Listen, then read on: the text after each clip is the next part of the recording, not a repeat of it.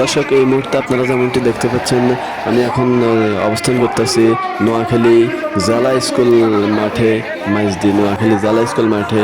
এখানে যে সমাবেশটা হচ্ছিল, এটা হলো হেফাজত ইসলাম বাংলাদেশের তত্ত্বাবধানে আপনার নোয়াখালী এই সোনাইমুড়িতে হিজবুত তাওহীদ নামক যে একটা সংগঠন আছে, ইমাম হোসাইন মোহাম্মদ সেলিম তার কুফরি আকিদা, কুফরি ভ্রান্ত মতবাদ, সে যে কুফরি কথাগুলো বলে তার বিরুদ্ধে যেন তার দলটাকে নিষিদ্ধ করা হয়, তাই আজকে হেফাজত ইসলাম বাংলাদেশ এখানে ডাক দিয়েছেন।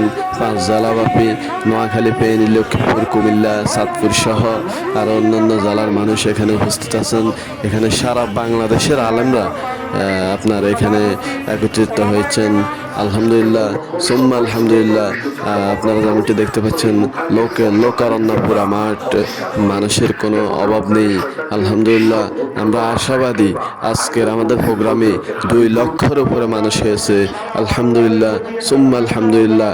রাস্তাঘাট, দিকে ছাদ, বাসা বাড়ি সব কিছু মানুষের লোকারণ্য হয়ে গেছে আমাদের সমাবেশ স্থল। আলহামদুলিল্লাহ, সুম্মা আলহামদুলিল্লাহ।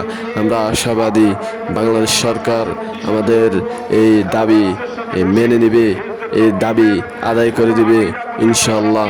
হিজবুত তাওহীদকে কাফের ঘোষণা করবে। হিজবুত তাওহীদ নাস্তিক, হিজবুত তাওহীদ কাফের, হিজবুত তাওহীদ কাফের।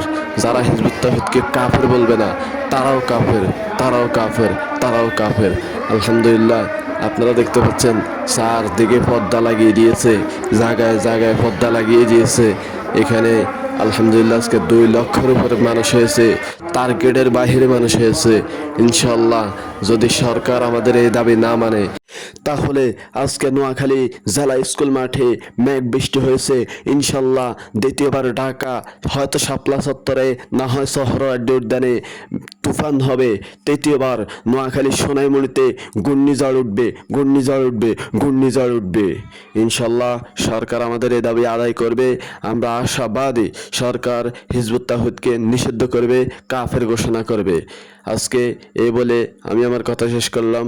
তো কেউ যদি আমার কথায় মনোকষ্ট পেয়ে থাকেন, ইনশাল্লাহ ক্ষমার দৃষ্টি দেখবেন সকলে। ইনশাল্লাহ ভিডিওটা বেশি বেশি শেয়ার করে অন্যকে দেখার সুযোগ করে দিবেন। তো সবাই ভালো থাকবেন, সুস্থ থাকবেন। আল্লাহ হাফেজ। দেখা হবে আবার অন্য কোনো ভিডিওতে।